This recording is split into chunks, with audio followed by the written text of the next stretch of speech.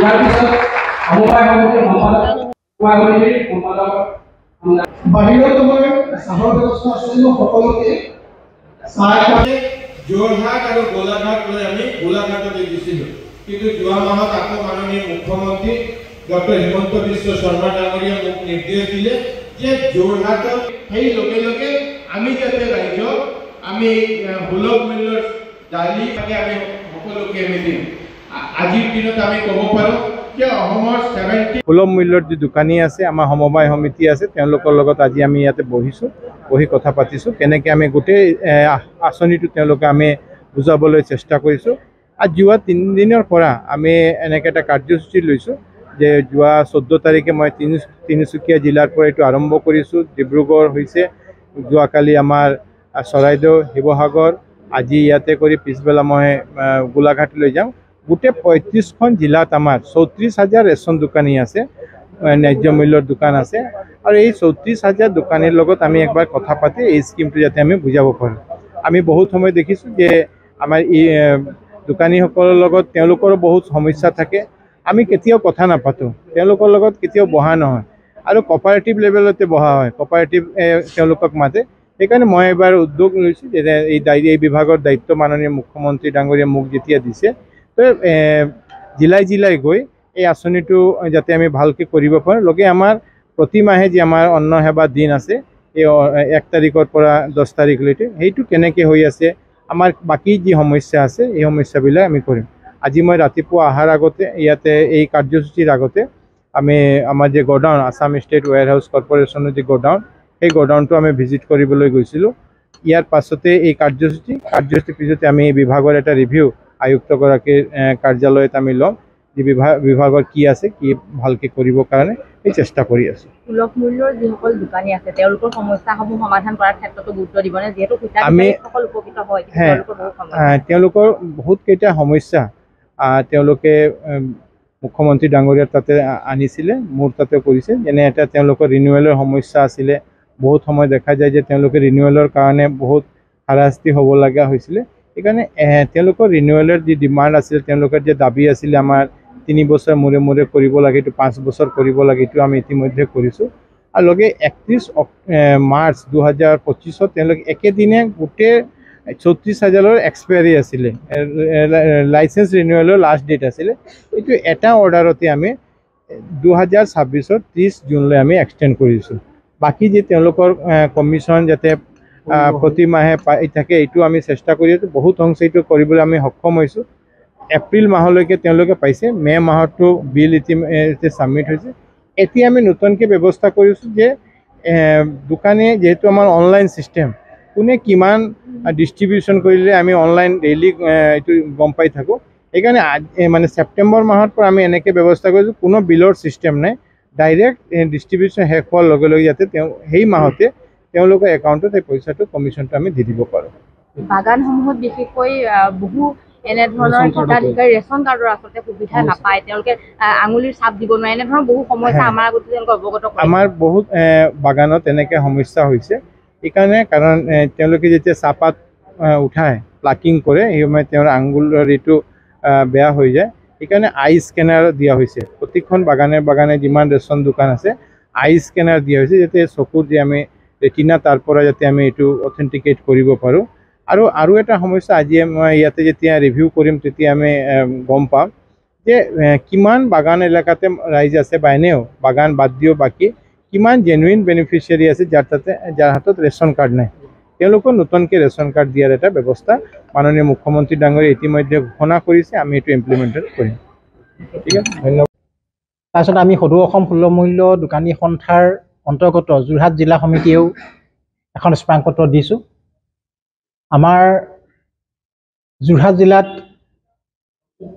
আমাৰ কিছুমান দাবী আছে, সেই দাবীসমূহ পূৰণ কৰিবৰ বাবে কৈছোঁ যে আমাৰ আটাটো যোৰহাট জিলাত বন্ধ হৈ আছে, সেই আটাটো পুনৰ মুকলি কৰিবৰ কাৰণে আমি আহ্বান জনাইছোঁ। লগতে আমাৰ যি পাৰিতোষিক এটা বিচাৰিছোঁ, মানে এইটো সদৌ অসম সুলভ মূল্য দোকানী সন্থাৰ অন্তৰ্গত এইটো এটা দাবী, তথাপিও আমি আজি স্মাৰকপত্ৰতে উল্লেখ কৰিছোঁ। আৰু আমাৰ ডাঙৰ কথা হ'ল যে সুলভ মূল্য দোকানীসকলৰ পৰিয়ালসকলৰ যিসকল ৰেচন কাৰ্ড আছে, কাৰোবাৰ পৰিয়ালৰ সদস্যৰ নাম মানে আপোনাৰ ৰেচন কাৰ্ডত সোমোৱা নাই, সেইখিনি মেম্বাৰ এড কৰিবৰ কাৰণে আমি মাননীয় মন্ত্ৰী মহোদয়ক আমি কৈছোঁ আৰু বিভিন্ন দাবী সম্বলিত আমি তেখেতক স্মাৰকপত্ৰ প্ৰদান কৰিছোঁ। আমি আশা ৰাখিছোঁ যে মাননীয় মন্ত্ৰী মহোদয়ে সুলভ মূল্যৰ দোকানীসকলৰ স্বাৰ্থত তেখেতে কাম কৰিব আৰু আমাৰ যোৰহাট জিলাৰ যিখিনি সমস্যা আছে সেই সমস্যাখিনিৰ লগতে 67জন সুলভ মূল্যৰ দোকানীয়ে আজি পৰ্যন্ত জানুৱাৰী মাহৰ আপোনাৰ কমিশ্যন পোৱা নাই। সেই কমিশ্যনখিনি কাৰ গাফিলতিৰ কাৰণে বা কিহৰ কাৰণে আজি পৰ্যন্ত পোৱা নাই সেই সম্পৰ্কত আমি কৈছোঁ আৰু লগতে সদৌ অসম সুলভ মূল্যৰ দোকানী সন্থাৰ যিখিনি দাবী আছে সেই দাবীসমূহ মাননীয় মুখ্যমন্ত্ৰীৰ জৰিয়তে আৰু উপস্থিতিত আমাৰ কৌশিক ৰায় ডাঙৰীয়াৰ লগত আলোচনা কৰা হৈছে। এই আলোচনাখিনিৰ পৰৱৰ্তী পদক্ষেপ গ্ৰহণ কৰিব বুলি তেখেতে আশ্বাস দিছে। যোৰহাটত আপোনালোকৰ সমস্যাসমূহ কি? আমাৰ যোৰহাটৰ সমস্যাসমূহ হ'ল যে আপোনাৰ আটাটো হৈছে কিছুমান ডিষ্ট্ৰিক্টত পাইছে, কিছুমান ডিষ্ট্ৰিক্টত নাই। আমাৰ আটাটো আজি পৰ্যন্ত যোৰহাট জিলাত বন্ধ হৈ আছে। সেই কিমান বছৰ বন্ধ হৈ আছে? এইটো আমাৰ আপোনাৰ ভালে কেইবছৰ হ'ল, আপোনাৰ 5-6 বছৰমানৰ আগতে বোধ কৰোঁ, বেছি হ'ল দিছিলে, তাৰপিছত আমাক দিয়া নাই। গতিকে এই আটাটো পুনৰ আমি মুকলি কৰিবলৈ কৈছোঁ আৰু যোৰহাটৰ যিখিনি আপোনাৰ এইড মেম্বাৰ আছে সেই এইড মেম্বাৰখিনি আমি আকৌ পুনৰ মানে এড কৰিব লাগে ৰেচন কাৰ্ডত, সেইখিনি আমি যোগান এটা বিহিত ব্যৱস্থা ল'বৰ কাৰণে মন্ত্ৰী মহোদয়ক আহ্বান জনাইছোঁ। হিতাধিকাৰীলৈ যিসমূহ সামগ্ৰী আহে সেয়া ৰাখিবলৈ এটা পৰ্যাপ্ত সুবিধা নাই নেকি, যাৰ বাবে বেয়া হোৱাৰ কথা আপোনালোকে স্মাৰকপত্ৰত উল্লেখ কৰিছে? সেইটো আপুনি ভাল প্ৰশ্ন কৰিছে যে পৰ্যাপ্ত পৰিমাণৰ ৰখাৰ ক্ষেত্ৰত আমি আনো হয় ঠিকাদাৰ নহয় সমবায় সমিতি গুদামৰ পৰা। আমাৰ হৈ গ'ল কি পৰ্যাপ্ত পৰিমাণে ৰাখিবৰ কাৰণে মানে আধুনিকীকৰণৰ গুদামসমূহ লাগিব। সেই গুদামসমূহ আধুনিকীকৰণ কৰিব লাগিব আৰু তাকে যদি নকৰি আপোনাৰ অস্বাস্থ্যকৰ পৰিৱেশত ৰাখে তেতিয়াহ'লে আমি ভাবোঁ যে আমাৰ গ্ৰাহকসকলক দিয়াৰ ক্ষেত্ৰত কিছু অসুবিধা হয়। লগতে বতৰ সেমেকা বাৰিষা বতৰ বিশেষ অসুবিধা হয়। লগতে আৰু এটা কৈছোঁ যে এই আমাৰ দোকানীসকলৰ যেতিয়া আমি চাউল বিতৰণ কৰোঁ, বিশেষকৈ বিদ্যুৎটো আৰু চাৰ্ভাৰ ডাউন, এই দুটাই আমাৰ ডাঙৰ সমস্যা হৈ আছে। কেলৈ যে চাউল 10 দিনৰ ভিতৰত আমি চাউল বিতৰণ কৰিব লাগে, কিন্তু দিনৰ ভাগত চাৰ্ভাৰ ডাউন আৰু ACP নাথাকে, বিদ্যুৎ বিভাগৰ নাথাকে। গতিকে এইটো এটা ডাঙৰ সমস্যা আৰু যথেষ্ট সমস্যা আছে। এইখিনি ক্ৰমান্বয়ে তেখেতে সমস্যা সমাধান কৰিবলৈ আমাক আশ্বাস দিছে। 10 দিনত সম্ভৱ হয়গৈনে? 10 দিনত আমাৰ সমস্যা আমি এবাৰহে 3 মাহৰ দিবলৈ পাইছোঁ। আমি সাধাৰণতে এমাহৰে দিওঁ, গতিকে এমাহতো আমাৰ 10 দিন চাফিচিয়েণ্ট। 3 মাহ হ'লে অলপ 3 মাহৰ এইবাৰহে হৈছে আৰু তেখেতে ক'লে 3 মাহত আমাৰ 20 তাৰিখলৈকে দিছে, আজি 17 তাৰিখ আৰু 3 দিন আৰু আছে। চাওক, ডিপাৰ্টমেণ্টটো পুনৰুদ্ধাৰ কৰাৰ স্বাৰ্থত যিকোনো ব্যৱস্থা লৈছে তাত সমূহ ৰেচন দোকানী আমি চৰকাৰক আৰু বিভাগক সহযোগিতা আগবঢ়াইছোঁ।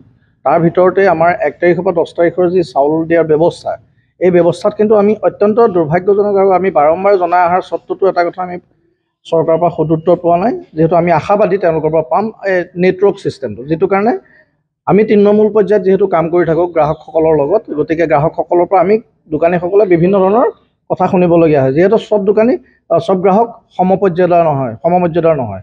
গতিকে নেটৱৰ্কৰ ওপৰত কথা থাকে, গোটেই ব্যৱসায়টো নেটৱৰ্কৰ ওপৰলৈ এতিয়া বেছ কৰি আছে। ইয়াৰ পাছতে ধৰক আমাৰ এটা কথা চৰকাৰলৈ আমি আগতেও আহ্বান জনাইছোঁ, এতিয়াও জানো ৰেচন দোকানী পৰিয়ালসমূহ বৰ্তমানো কোনো ধৰণৰ সুৰক্ষিত নহয়। যদি আমি কাইলৈ চাউল তুলিবলৈ যাওঁ, কোনোবা ট্ৰাকে যদি আমাক মাৰি দিয়ে, কিন্তু আমাৰ পৰিয়াল, মোৰ ল'ৰা ছোৱালী, মাইকী বা মা দেউতা, এইখিনি কোনো ধৰণৰ সুৰক্ষিত নহয়। তাৰ কাৰণেও আমি চৰকাৰক দৃষ্টি আকৰ্ষণৰ কাৰণে আমি তেওঁলোকক বাৰম্বাৰ আবেদন জনাই আহিছোঁ। আপুনি যোৱা কাৰ্যকালছোৱাত দেখিব ক'ভিডৰ সময়ত আমি দোকানীসকলে গ্ৰাছৰুটত যিমান ধৰণৰ বা বেনিফিচিয়াৰী হিতাধিকাৰীৰ কাৰণে যি কাম কৰিছিলোঁ, তাৰ মাজতো আমাৰ বিভিন্নজন ধৰক আমাৰ দোকানী মৃত্যুৰ মুখত পৰিছে। কিন্তু সেই পৰ্যায়ত বা সেই মুহূৰ্তত দোকানীসকলৰ কাৰণে ভাবিবলৈ হয়তো কিছু ক্ষেত্ৰত টেকনিকেল প্ৰব্লেম আছিল, কিন্তু সেইকাৰণে পুনৰবাৰ যাতে তেনেকুৱা এটা ব্যৱস্থা নহওক, আমি চৰকাৰৰ দৃষ্টি আকৰ্ষণৰ কাৰণে সেই সৰু সৰু কথাবোৰ আগবঢ়াই আনিবলৈ আমি মেমৰেণ্ডাম বা বিভিন্ন ধৰণৰ দাবী জনাই আহিছোঁ বিভিন্ন ক্ষেত্ৰত। ইয়াকে কৈছোঁ, আমি আজিও আমাৰ শ্ৰদ্ধাৰ সন্মানীয় খাদ্যমন্ত্ৰী কৌশিক ৰায় ডাঙৰীয়া আহিছে, তেখেতকো আমি 8-10টা দাবী সম্বলিত এখন স্মাৰকপত্ৰ দিছোঁ। এই স্মাৰকপত্ৰত আমি কৈছোঁ যে আমাৰ প্ৰতি কুইণ্টেলত 183 টকা যিটো কমিশ্যন আছে, এই কমিশ্যনটো আমাৰ 300 টকালৈ উন্নীতকৰণ কৰক। আৰু যিহেতু চেনি, নিমখ আৰু দাইলৰ ব্যৱস্থা পেকেটিং কৰিছে, আমি কৈছোঁ যে আমাৰ কাষৰে দাঁতি কাষৰীয়া আমাৰ যিহেতু গোলাঘাটত ইতিমধ্যে আটা দিছে, আমিও উন্নত মানদণ্ডৰ আৰু পেকেজিং কৰি পেলাই আমাক যাতে আটাৰ দিয়া ব্যৱস্থা কৰক।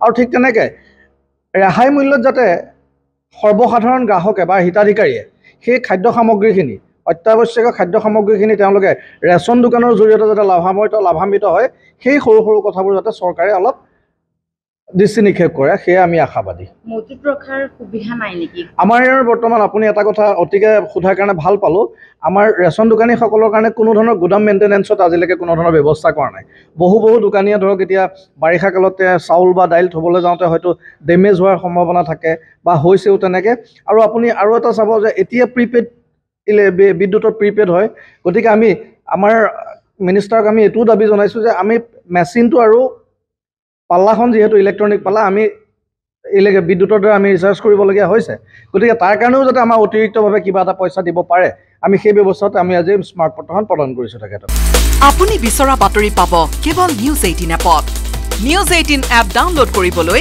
স্কেন কৰক এই QR কোড গুগল প্লে ষ্টৰতো পাব এই নিউজ 18 এপ